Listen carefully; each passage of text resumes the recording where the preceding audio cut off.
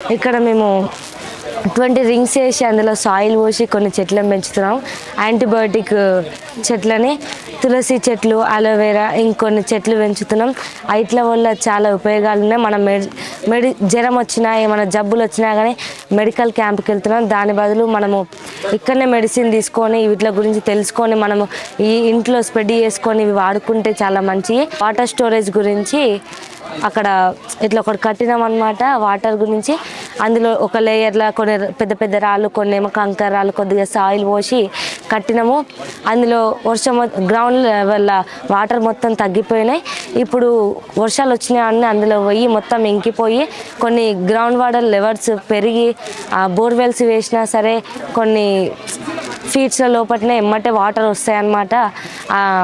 Compost pit ఉంది.